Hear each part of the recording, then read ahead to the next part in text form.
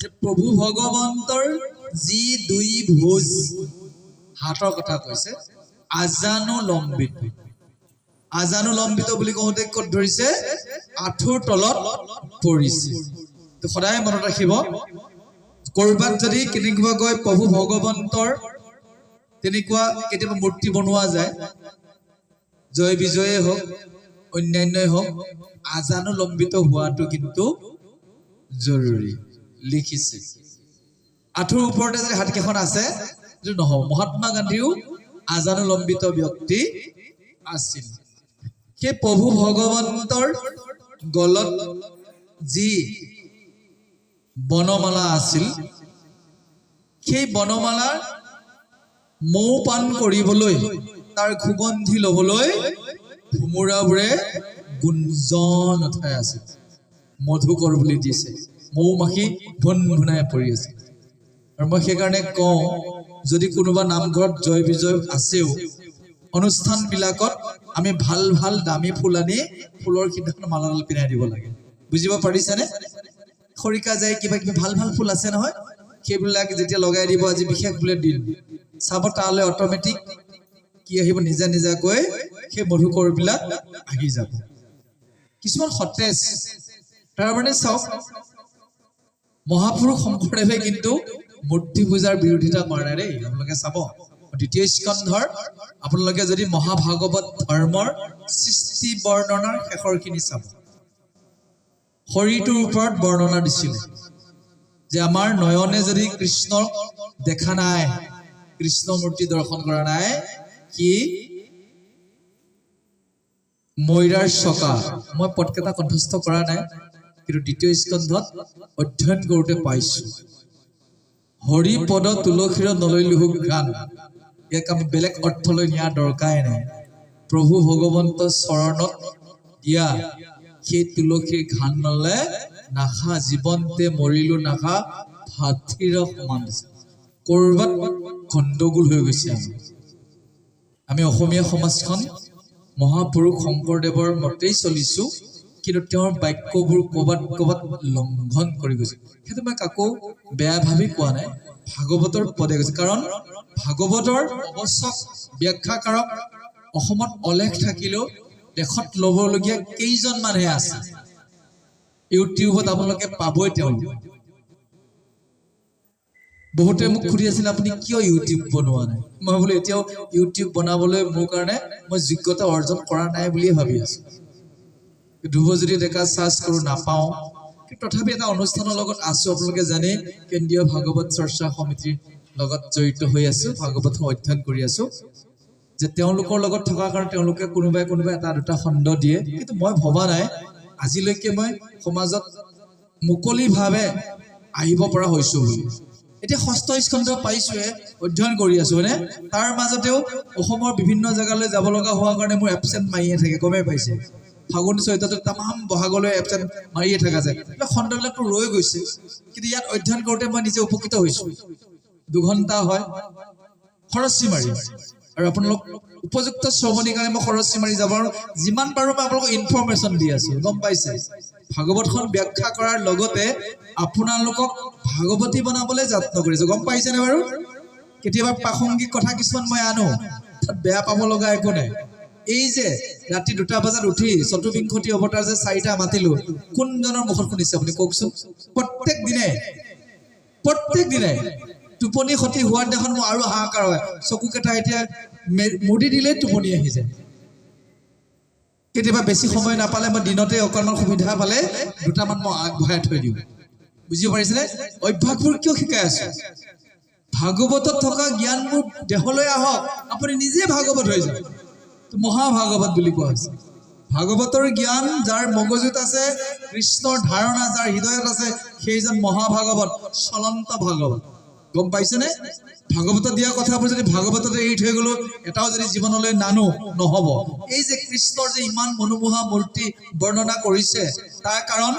আমি কৃষ্ণজনক আমি সাক্ষাৎ কৰিবলৈ হ'লে তাৰ প্ৰতিচ্ছবি এটাও আমাক লাগিব হয় প্ৰভু ভগৱন্তে নিৰাকাৰ ৰূপত থাকি বহুত ভাল কৰিছে সদায় দেখা পাই থাকিলে দেখোন আমিও তেওঁক অৱজ্ঞা কৰিম বুজিব পাৰিছেনে নিৰাকৰণ আছে কাৰণ তেওঁৰ পৰা কৃপা পাবলৈ শ্ৰৱণ কীৰ্তন কৰক লগতে শ্ৰদ্ধায় অধ্যয়ন কৰক তাৰপিছত লিখিছে যে এই মধুকৰ মধুবোৰে যি গুঞ্জন কৰিছে মৌমাখি বিলাকে সেয়াও যেন হৰিৰ গীত হে ভুমুৰাৰ গুঞ্জন মৌমাখিৰ গুঞ্জনো হৰি গীত চাওক পশু পক্ষীও কৃষ্ণৰে গীত গাই আছে অথচ আমি দুটামান নাম গাব নোৱাৰো দুটামান পদ মুখস্থ কৰিব নোৱাৰো এইটো ভুল নহবনে বাৰু মৌমাখিও গুণগুণাই যদি হৰিৰ গীত গাই আছে ভুমুৰায়ো যদি গুঞ্জন কৰিছে আমিনো কেইটামান কীৰ্তন ইমান মধুৰ কীৰ্তন পৃথিৱীত বিচাৰি পাবলৈ নাই সঁচাকৈ অসমীয়া ভাষাত শিকি অসমীয়া ভাষাৰ মানুহ ইমান মই গৌৰৱবোধ কৰো কাৰণ কীৰ্তনৰ সমান মধুময় গ্ৰন্থই নাই আপুনি গোটেই শাস্ত্ৰ পঢ়ক কীৰ্তন যদি নপঢ়ে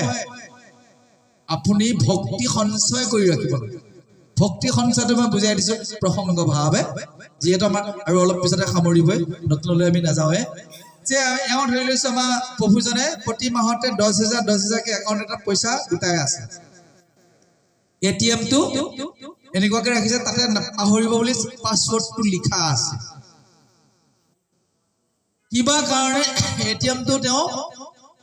হেৰাই গ'ল ধৰি লৈছো তেওঁ এটিএমটোত 1 লাখ টকা ওলাই 90,000 তেওঁ গোটাইছে আৰু কিবা কাৰণে এটিএমটো হেৰুৱাই গ'ল গম নাপালে হঠাৎ মেছেজ আহি গ'ল 90,000 কোনোবাই উলিয়ালে কিবা কাৰণে এটিএমটো হেৰাই গ'ল হেৰাই যোৱা এটিএমটো পাছৱৰ্ডটো লিখা আছিল উলিয়াই দিলে ঠিক সেইদৰে যদি আপোনাৰ মোতকৈও অলপ সৰু ভকত আমাৰ আছে নহয় ভকতৰ মাজতো এই আমি ডাঙৰ ভকত একেতে হৈছে কি জানে এনেকুৱা আছে নহয় অৰ্থাৎ চান্দালে অৰ্থাৎ নাজানা মানুহ হৰি কীৰ্তন কৰিছে বুলি কোনোবাই যদি কৈ থাকে আৰু আপুনি যদি হয় হয় কি জানে কি ক'লে কৈ থকা জনৰ একো নহয় আপুনি যে সাপোৰ্ট কৰিল আপুনি যিমান পুণ্য সঞ্চয় কৰিছিল লগে লগে জিৰ' হৈ গ'ল কিমান ভয় লগা কথা চান্দালে কৰিছে হৰি কীৰ্তন বুলিয়া নিন্দে যিটো অজ্ঞজন তাৰ সম্ভাষণৰ যিজনে কৰৈ আজন্মৰ পুণ্য তেখনে হৰৈ মোৰ বুকু কপি গ'ল বাপৰে বাপ সদায় ৰাতিপুৱা কৈ উঠি নোখোৱাকে কৃষ্ণক ক্ষমা কৰি আছো পুণ্যবোৰ ভক্তিবোৰ গোটাই আছো কোনোবাই এজনে অমুকে এই কিডাল কৰিছে অমুক কৰিছে কওঁতে তেওঁক ছাপোৰ্ট কৰোঁতে মোৰ শূন্য হৈ গ'ল চাওক ক'ত পাব এইবোৰ কথা পাখণ্ড মৰ্দনৰ দ্বিতীয় কীৰ্তনত আছে ভয় লাগি যায় কিছুমান জায়গাত বৈষ্ণৱৰ নিন্দা শুনো ভকতৰ নিন্দা শুনো পৰিত্যাগ ভাগৱত ত্যাগ কৰি আহোঁ কাৰণ আজিকালি ভাগৱত জানে 3 দিনীয়া 4 দিনীয়া হয় বহুত জন যায় ইজনে সিজনক হিংসা হিংকি বুকা ছটিওৱা হৈ যায় তাতো কেতিয়াবা হোৱা মুহূৰ্ততে তাৰ পৰা গুচে তাত কি লিখিছে বিষ্ণু বৈষ্ণৱৰ নিন্দা শুনিয়া নুগুছে যদি কাণত আঙ্গুলি দিয়া সমস্ত পুণ্য নষ্ট हुए तार नरकत पड़े नाहिके निस्तार जय कृष्ण भागवत व्याख्या কৰি আছে কোনোবা এজনে নিন্দা কৰি আছে ভকত বৈষ্ণৱক তাৰ পৰা যদি কাণত আঙুলি দি গুছি আহা নাই পুণ্য কোনেও সঞ্চয় কৰিব নোৱাৰে সব নৰকত পৰি যাব সব ব্যাখ্যা কাওক এজন পাৱাৰ কেনেকুৱা হ'ব লাগিব কোনে লিখিছে মহাপুৰুষ শংকৰদেৱে লিখিছে কৈছে বিষ্ণু বৈষ্ণৱ কৰে ধিক্কাৰ কান্তি পে আটিয়া তাৰ জিভাকতাৰ শাস্তি কৰিবকে যদি নপাৰি গুছিবা কাণত আঙুলি গাড়ী নিন্দা শুনি যদি তৈৰ নুগুছে কল্পেক মানে নৰকত পছে যাইবাক যদি নাই আনথান তথাতে এৰিবে আপোন প্ৰাণ তেবেখে পাইছে হুৱে আতি দক্ষৰ যজ্ঞত কহিলা খতি আমাৰো বোলে অপত্য যাবা সত্য স্কন্ধত বিচাৰি পাইবা কি লিখিছে গুৰুজনাই যদি কোনোবাই বিষ্ণু বৈষ্ণৱৰ নিন্দা কৰি আছে তাৰ যুক্তি খণ্ডন কৰি দিয়ক চলি আছে বৰ্তমান নেটত কিবা এটা মোক কৈছে দুজন মানে ফোন কৰিছে আপুনি কিয় যুক্তি পঢ়বলৈ হেতু তাক যুক্তি দিয়ে লাভ তেওঁ যুক্তি দিয়ে লাভ মোক যোৱাকালিও কৈছে কোনোবা এটা সম্প্ৰদায় ওলাই আছে বুলি নম্বৰ কোৱা নাই খুব যুক্তি লাগি আছে এই মই তেখেতৰ লিফলেট এখন চাইছিলো মূৰ্তি কোন আছে বা ভক্তি হ'ব বিষ্ণুচাৰ যিটো উক্তি নাম ঘোষাত আছে বুলি দিছে মোৰ লগত আছে মোৰ গাড়ীত আছে চাবচোন তেওঁ যিটো যুক্তি দিছে অন্য দেৱ দেৱতা সেৱা নকৰা যিটো কথা লিখিছে সেইটো বোলে নাম ঘোষাৰ উক্তি মই তেতিয়া তেওঁক ক'লো পাখন দেখে নিন্দে বেদৰ বাণী তাৰ সম্ভাষণ এৰিবা জানি বেদৰ বাণী বৈষ্ণৱক নিন্দা কৰি আছে তাৰ কথাকেইটা ইউটিউবত চাইছে যদি আপোনাৰো পুণ্য ক্ষয় হ'ব। জয় কৃষ্ণ। যোৱাকালি অনুষ্ঠান এটা আছিল, গাঁৱতে আছিল, চান্স নাপাওঁ, বেলেগ কাম উলিয়াই লৈছিলো, খুব জোৰ কৰিলে গলো, ওলালো কথাটো। বোলো মোলৈ ফোন আহিছে, যুক্তিটো অখণ্ড আছে। এই মানুহজনে বোলো একোৱে নাজানে, তেওঁ পুৰাণৰ পৰা ধৰিছে। গড় ঋষিয়ে নাম থোৱাৰ কাৰণে কৃষ্ণ হৈছে দাপৰত, তাৰ আগৰ পৰা কোনোবা আছে, একোৱে নাজানা মানুহৰ লগত লাগি কি লাভ আছে, চিকা মাৰি হাত গুন্ধাব। তেওঁ কিতাপ এখন লৈ যুদ্ধ কৰিব, তেওঁৰ লগত যুদ্ধ কৰা মানুহ এজন পালো। ভকতে জানো যুদ্ধ কৰিব যায়? যদি হিম্মত আছে মগজুত সোমোৱাই লোৱা, উক্তি দি থকা, ভাগৱতত অমুকত আছে, কীৰ্তনত অমুকত আছে, বেদত অমুকত আছে, কিতাপ এখন লৈ তাত কি লিখা আছে ভালকে আপুনি যিটো লিখা আছে ভালকে বুজাই নাই। তেওঁৰ এটা টিভিত মোবাইলত মই চাব লগা হ'ল, এজনে ৱেবছাইট দিলে, তেওঁ কথাখিনি শুনিলো। যেতিয়া তেওঁ পুৰাণৰ পৰা উল্লেখ কৰিলে, মই গৈ পেলাই বেদৰ কথা একোৱে নাজানে। পুৰাণটো সৌ সিদিনাৰ কথা,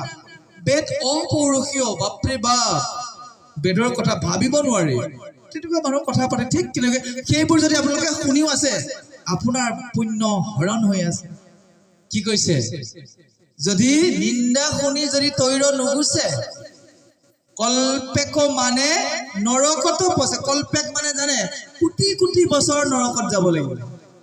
নিন্দা কৰি আছে, আপুনি অমুক অমুক অমুক কৰিছে, শুনি আছে, সাৱধান, ঘোৰ কলিযুগ, ঘোৰ কলিযুগ। মনোমতি মনুষ্যৰ নাহি হৰি কীৰ্তনত বৰ, আন পুণ্য একেবাৰে নাই। আৰু কথাত মন নিদিব। ভাগৱতে কি কৈছে নিজেতো শুনিছে আপুনি, নিৰন্তৰে বোলা ৰাম ৰাম, সৰু পুথি নাম ঘোষা, পৃথিৱীত ধৰ্মশাস্ত্ৰ আছে যত সবাৰো সাৰ আছে ঘোষাৰ মধ্যত, আনি চাওক, একো শাস্ত্ৰ পঢ়িব নালাগে, আপুনি ডাঙৰ বৈষ্ণৱ হৈ যাব।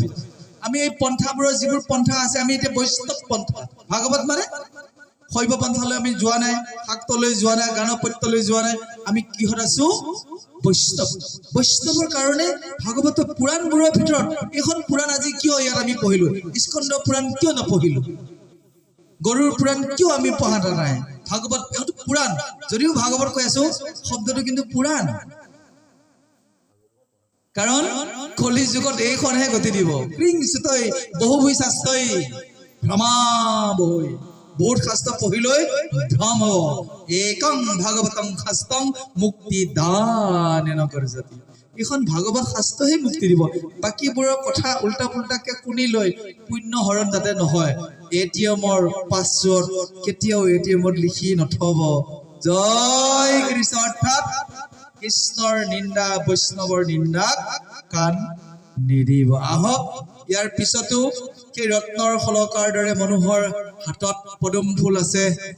আঙুলিৰ কান্তি উল্লেখ কৰিছে, আৰু ভকতক ৰক্ষা কৰিবলৈ যি কৌমদুকী নগৰাও লগত ৰাখিছে,